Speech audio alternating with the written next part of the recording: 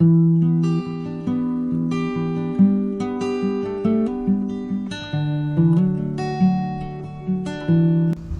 friends, good morning. Today let us get into the fifth session of the video lecture series on learning disability. And the fifth session is all about the identification and assessment of learning disability among children. It's a very important session. I want you all to actually keenly listen, understand, so that the next sessions would be more useful. Okay, so now we are going to see two things. One is identification, another one is assessment. Identification is the first stage, which is done by parents and teachers, and the assessment is the second stage, which is done by trained people like special educators, psychologists, school social workers, etc. Okay, so now let's get into the first stage, which should be done by the parents and the teachers. Okay, so there are different aspects. What you have to identify, how you have to identify, and when you have to identify. Okay, so let's see what you have to identify. Regarding this, actually I had told in detail about the learning process in my second session. So you have to, I'm not going to repeat that again, and I want you to actually observe that, listen to that once again, so that you will know what you have to observe. But still, I will tell in short. The whole learning process itself takes place in the 4 steps, that is input, integration, memory and output. So these are the areas where the parents and the teachers have to see if there is any problem in the input, in the integration, in the memory and in the output areas. So in input area, visual perception, visual figure ground, auditory perception, auditory figure ground.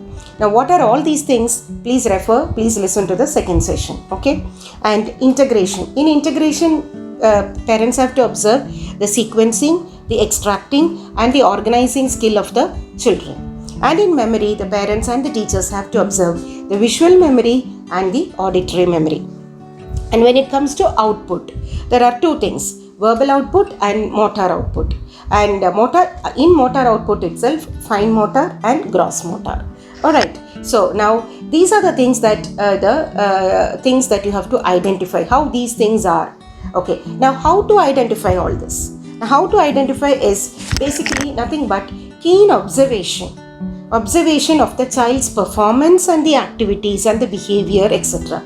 The parents, in their casual, and the teachers in their casual day-to-day classes, they'll have to observe how the child is able to sequence, how the child is able to organize things, or how the child is able to do certain things, or how the child is able to speak, read, write.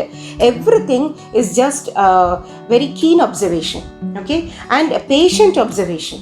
You cannot jump into conclusion just on seeing one day the child did not read properly, or the one day the child did not do things properly. Immediately, oh my God, my child has got some problem. No, we'll have to really have perseverance, have to really patiently wait and see if this action is repeated, if this behavior is repeated. Then only we can actually somewhat come to a conclusion that maybe my child has got some disability, some problem in some of these areas. Okay, so identification doesn't mean confirmation or diagnosis. You're just trying to probe and see, that's all. Okay, so once you have patiently observed, then you have to, next level is, now that is how you have to identify. So I've told what you have to identify, and then I've told how you have to identify. Now, when to identify? This is for the parents and teachers. This is actually a very difficult question, because the exact age nobody can say, because it varies from child to child, and there are a lot of factors that are behind a child's learning, a child's performance. The factors can be based on the family background, the intelligence of the child, the culture of the whole place, the family, the qualification of the parents, everything matters in fact, so that the exact age we cannot say. But still, on an average, based on the studies, we can just say that 6 to 8 years would be the right time for an early identification of learning disability. Okay, so the later what happens is that the behavior sets in in the children, and therefore the intervention will be little more difficult. So early identification is always good, 6 to 8 years. So if you, maybe we can say second standard or third standard would be the ideal time, where you can actually keep observing quite a lot, and you can somehow try to identify. Okay, now once identified, the parents and the teachers should not become panic and become worried, especially the parents, and should not fight among themselves, get frustrated and think that the whole world has come down. Not like that. This is not a big disability, and this is just a small disability where the child has problem in learning alone. Okay, and which could be easily managed, and it could be the child could be helped to manage it. And we know that many I think I have told in the first video itself that out of 10% of kids have learning disability, which means out of 40, 4 people have learning disability. So it's not a it's a universal problem, and every one of us have some disability in some area or the other. So this is how the parents have to look at it. So this is what immediately once we have identified. Next, what the parents and the teachers have to do is that you'll have to discuss with your spouse or the co-teachers, and also the parents have to discuss with the teachers have to discuss with the parents, and also get some opinion about the whole thing. Discuss with some experts, and somehow you'll have to come to understand what the whole thing is all about. So this is all the things that happen in identification. So I hope you have understood what is to be identified, how to identify, and when to identify. Right, now we'll get into the second stage. Once identified, then we'll have to do an assessment. Now, why should we do an assessment? Is because there are 3 main reasons why we have to do an assessment. Number 1 is to confirm the diagnosis. We have identified something, we have to confirm whether it is true or not, whether it is there or not. So the confirmation of the diagnosis is the first objective.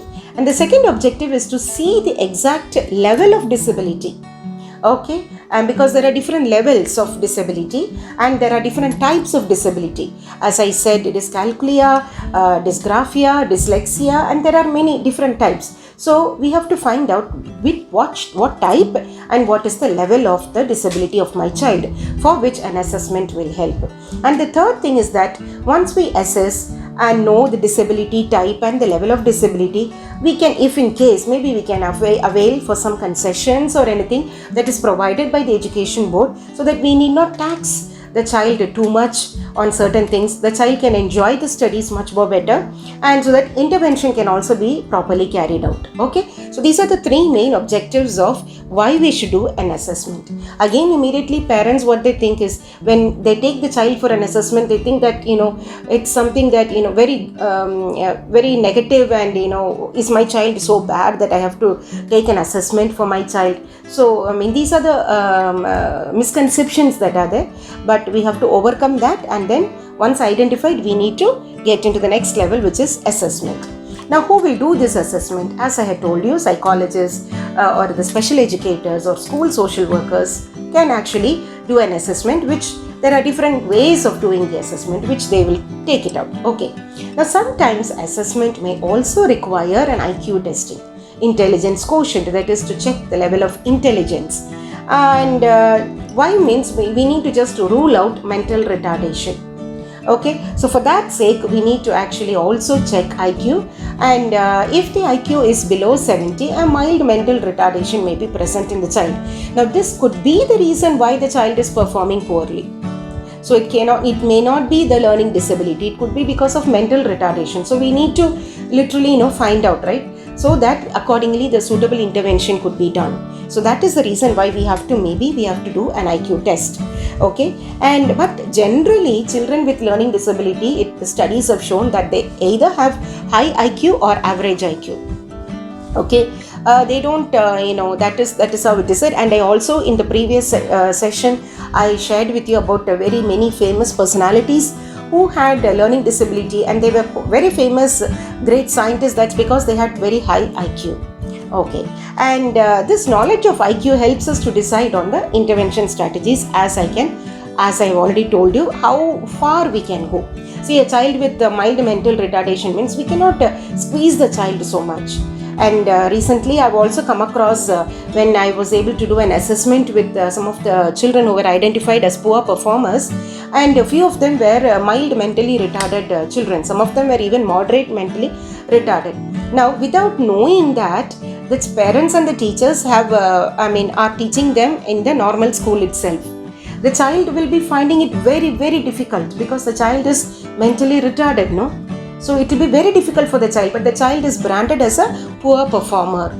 And so therefore, once we identify, we need to actually, slowly inform the parents and the teachers, and to maybe, if needed, the child has to be taken out from the normal school and put in a special school so that the child will get the enough attention it requires. Though you may say that inclusion is the norm. Yes, definitely inclusion is the norm.